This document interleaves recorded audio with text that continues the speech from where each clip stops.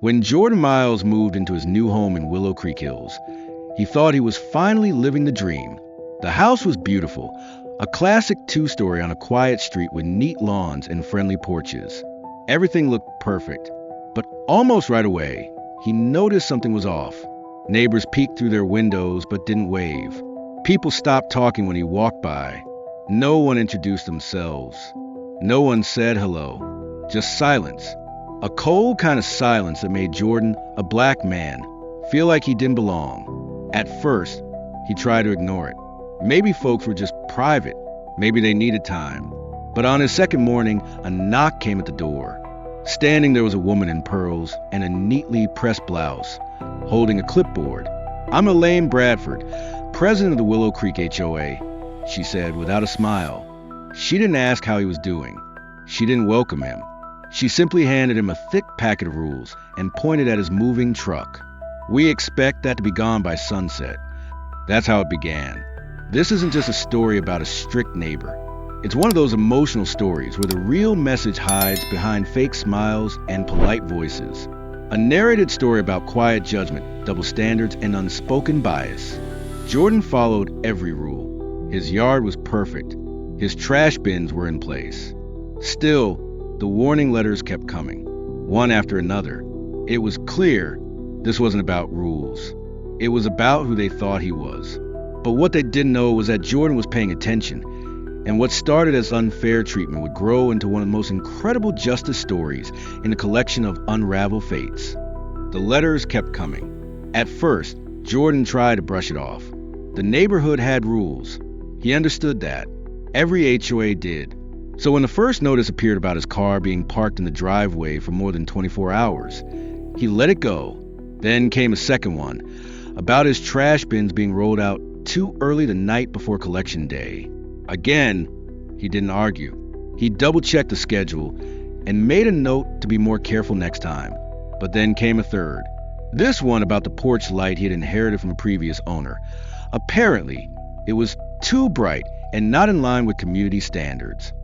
Jordan stared at that letter a little longer.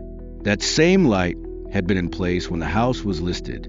No one had said a word then. It was hard not to notice the pattern. Jordan had walked this neighborhood more than enough times to know that other homes had trash bins sitting out longer than his. Some had lights just as bright, or brighter. A few lawns were beginning to yellow at the edges. Yet, there were no signs that those homeowners were being cited. No folded envelopes in their mailboxes. No notices taped neatly to their doors. It was just him. He didn't want to believe it at first. Maybe it was all just a coincidence. Maybe the board really was trying to crack down on small issues across the board. But that idea faded the moment he overheard a conversation at the park down the street. A group of neighbors were gathered near the benches, sipping coffee and talking in low voices. As Jordan passed by, the conversation shifted. One of the women glanced in his direction, leaned in, and whispered something that made the others look over their shoulders. The smiles faded. The air got tense. He kept walking, pretending not to notice, but the message was loud and clear. Later that evening, Jordan sat at his kitchen table. Notices spread out like a paper trail of polite hostility. The rule violations were minor. That was the problem. They were the kind of things no one else seemed to get bothered for.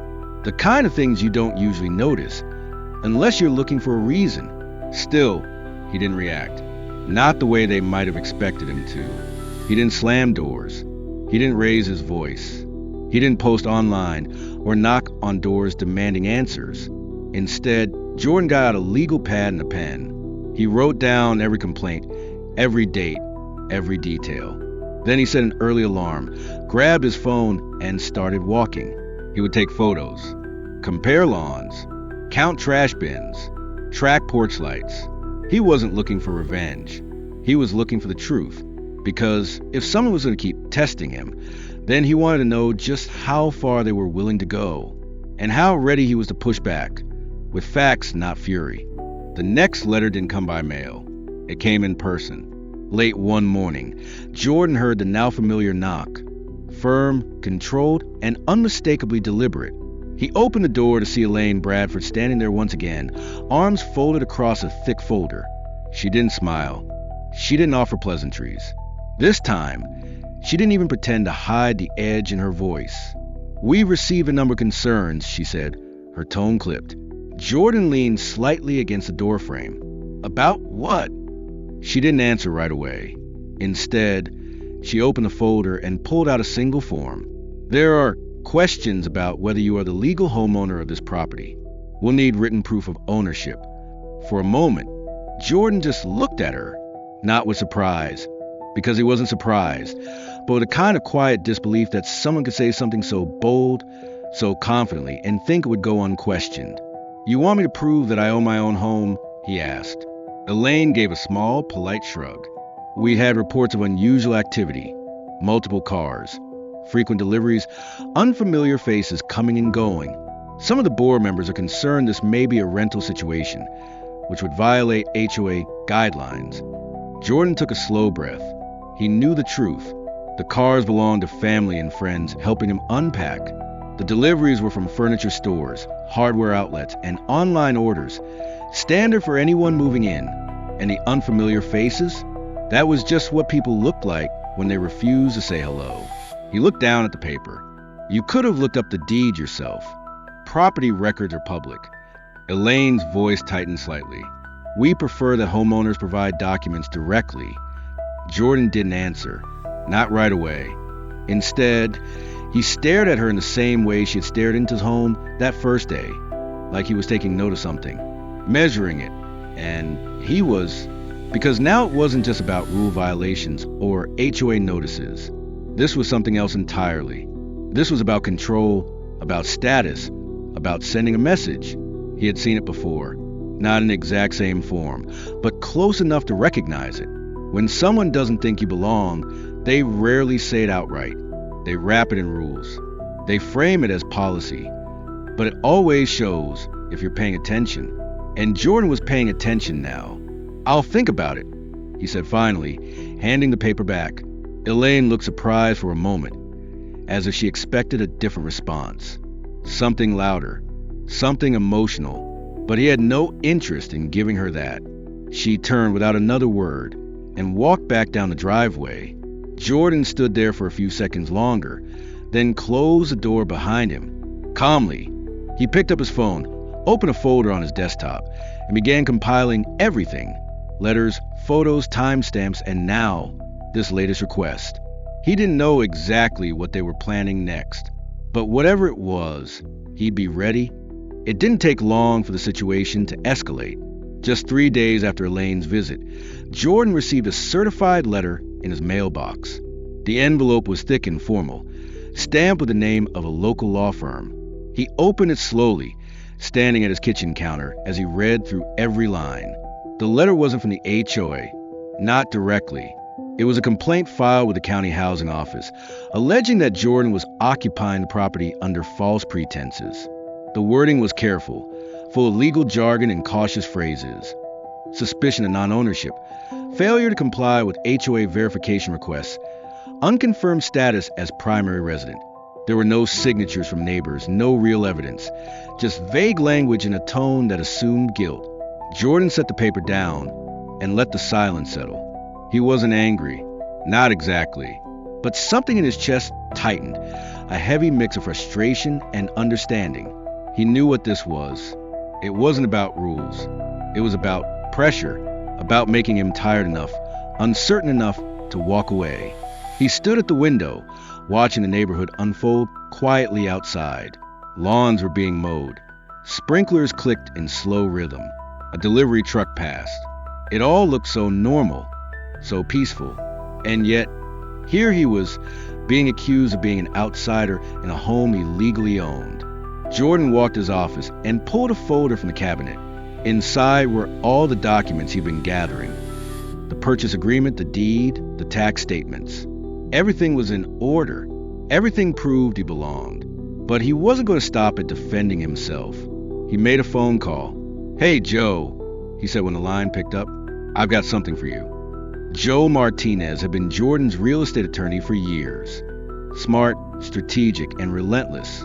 Within minutes, they were already planning the response. Not just to clear Jordan's name, but to hold someone accountable for filing a baseless complaint. That night, Jordan didn't sleep much. Not because he was worried, but because he was thinking, if they were willing to go this far to push him out, maybe it was time to push back harder. The next morning, he took a walk to the neighborhood again, but this time, not just to take photos. He wanted to see faces. He wanted to look people in the eye. And what he saw confirmed what he already knew. Some avoided his gaze. Others gave forced smiles. A few simply turned and went inside. But not everyone. An older man standing on his porch gave Jordan a quiet nod. Another woman, walking her dog, hesitated, then said, "Good luck, Mr. Miles," before hurrying away. So they knew, and if they knew, that meant the silence wasn't ignorance anymore. It was permission. But that silence was about to break, because Jordan wasn't going to be the one who backed down. The notice went out early on a Monday morning. An emergency HOA board meeting was scheduled for Wednesday evening. No explanation, no agenda, just a date, time, and location. But the neighborhood was already buzzing. People had seen the tension building, heard the whispers, and felt the shift in the air. Some were curious, some were nervous. A few were probably just hoping to avoid being involved. But most of them knew, even if they didn't say it out loud, that something was coming. Jordan arrived 10 minutes early, papers in hand. The room wasn't large, just a converted space inside the community center, with a long table at the front and folding chairs lined up in rows. A coffee dispenser sat in the back corner, untouched. Conversations were low and scattered. Some homeowners nodded to him when he walked in. Others looked away. Elaine Bradford sat at the front of the room, her expression unreadable, her posture rigid. She barely glanced at him. At precisely 6 o'clock, the meeting was called to order. Elaine opened with a dry summary.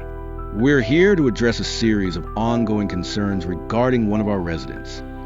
She cleared her throat and glanced down at a sheet of paper. Due to multiple policy violations and complaints, the board will be discussing next steps related to Mr. Jordan Miles. She looked up, clearly expecting to control the conversation. But Jordan stood. "I'd like to respond now," he said calmly. Elaine paused, surprised. "You'll have a chance at the end." "I'll speak now," he repeated, more firmly this time. There was a moment of hesitation, then a quiet nod from one of the other board members. Jordan walked to the front of the room and placed a small stack of documents on the table. "This is my deed. I own the home at 223 Willow Creek Lane." He picked up the second paper. "This is a collection of violations throughout the neighborhood, documented, photographed, time-stamped. They match the same conditions I've been cited for, but none of these homes receive letters." He paused, letting the room absorb it, and then the final paper. "This," he said, holding it up carefully, "is the deed to 221 Willow Creek Lane." A few heads turned. Someone in the back murmured, "That property was auctioned last month." Jordan continued, "It was foreclosed due to unpaid HOA dues. I purchased it." He looked directly at Elaine. "That house belongs to me." Silence fell across the room like a curtain. Elaine didn't move. Her hands were clenched just slightly in her lap, her face still frozen in polite disbelief. Jordan said nothing else. He didn't need to. The truth was on the table, clear and undeniable. And for the first time since he moved in, Jordan wasn't the one on trial. The room wasn't just watching anymore. It was listening. Elaine didn't speak. She sat perfectly still, as if staying quiet might somehow make the truth go away. But the room had already shifted. People leaned forward in their chairs. The tension, once directed at Jordan, had begun to settle squarely around her. Jordan stepped back from the table, letting his final words linger in the air. He hadn't raised his voice. He hadn't accused anyone directly. He'd simply placed the facts in front of them and let the weight of it all do the talking. The silence was broken by Stephen Lang, one of the longer-serving board members. He cleared his throat and adjusted his glasses. "Is it true?" he asked, turning toward Elaine. "About the foreclosure?" Elaine looked down, then gave a short nod. "It happened last month." "And you never disclosed that to the board?" She hesitated. It was a personal matter. Jordan looked around the room. It only became relevant when I started receiving notices and legal threats from the person living in a house I now own. That got everyone's attention. A woman near the back raised her hand. So, let me get this straight. You've been cited for violations that other neighbors weren't, pressure to prove you own your home, and now we find out that the person leading that charge is living in a house she no longer has legal rights to? No one answered, but everyone understood. Stephen looked at the rest of the board. I think it's clear this has gone beyond normal HOA enforcement. We have a responsibility to act. Elaine finally spoke. Her voice was tight. You're overreacting. This is all being blown out of proportion. Is it? Jordan asked quietly. That simple question hung in the air like a bell still ringing. Elaine said nothing more. Then Stephen spoke again. We can't ignore this. The board has the authority to vote for removal if a member is found to be acting out of personal interest or misusing their position. One by one, hand began to go up. The vote wasn't loud. It wasn't chaotic. It was quiet, methodical, and complete. Elaine Bradford was removed from her role as HOA president, effective immediately. She sat frozen for a long moment, then slowly gathered her papers and stood. Her face was pale, but her posture remained stiff. Without a word, she turned and walked toward the exit. Her heels tapped sharply against the tile floor until the sound faded completely into silence. The door shut behind her. Stephen turned to Jordan. We appreciate you bringing this to light, he said. Jordan nodded once. I didn't come here to make trouble. I just wanted to be treated fairly. And with that, he sat down. No applause, no fanfare, just quiet recognition that something overdue had finally been set right. The morning after the vote, the neighborhood felt different. The streets were just as quiet. The trees rustled the same way in the breeze. Sprinklers still ticked across front lawns, but there was a subtle shift in the air, a sense that something had settled. Something that had been out of balance was finally aligned again. Jordan stepped out onto his porch with a cup of coffee, the same one he'd stood on many mornings before. Only now, the weight that used to hang just behind his eyes, the pressure being watched, judged, second-guessed, was gone. He didn't need to say anything. He didn't need to wave a flag or remind anyone of what had happened. The meeting had done all the speaking for him. The truth had done the rest. A few neighbors passed by that morning. Some nodded. Others offered small, uncertain smiles. And then one woman, Carol, from 2 houses down, crossed the street with a plate of muffins in her hands. I know it's late, she said softly, but welcome to the neighborhood. Jordan smiled and accepted the plate. Thanks, he replied. Took a little longer than usual, but I'll take it. She chuckled, a bit embarrassed. Better late than never, right? They stood on the porch for a moment, saying nothing more. Just 2 people finally starting over. A week later, a for sale sign went up in front of Elaine Bradford's house. The listing was simple, no mention of history, just a price and a number to call. Rumor had it she and her husband were leaving the area entirely. Jordan didn't gloat. He didn't need to. He knew this wasn't about winning. It was about standing up calmly and clearly when it mattered, about refusing to let silence become agreement, about showing that it's possible to respond to unfairness without becoming bitter. The new HOA board made a few changes. Nothing dramatic, just clearer communication, better transparency, more even-handed enforcement, things that should have been in place all along. And slowly, the neighborhood began to feel like community again. Jordan added a second chair to his porch. Nothing fancy, just a seat for anyone who wanted to sit a while and talk. Because sometimes, change doesn't come with headlines or applause. Sometimes it comes quietly, with a conversation, a boundary held, a truth spoken at just the right moment. And for Jordan Miles, that was more than enough. The story of Jordan Miles in Willow Creek Hills offers a powerful lesson on the importance of standing up for yourself with dignity and persistence. For many older generations who have witnessed and experienced various challenges throughout their lives, this story is a reminder that silence in the face of injustice is not agreement. Jordan faced subtle discrimination from his HOA president, Elaine Bradford, who targeted him with unfair rules and constant scrutiny. Despite the pressure, Jordan didn't retaliate with anger or aggression. Instead, he calmly documented each violation, focused on facts, and used his legal knowledge to expose the truth. This story teaches that even when faced with biases or unfair treatment, it's important to stay composed and approach the situation with integrity. Whether it's dealing with unjust situations in our own communities, families, or even workplaces, we should remember that patience, resilience, and clear communication can lead to meaningful change. In a time when many older adults have seen society evolve, this story serves as a valuable reminder that justice and fairness are worth fighting for, no matter how small or large the battle may seem.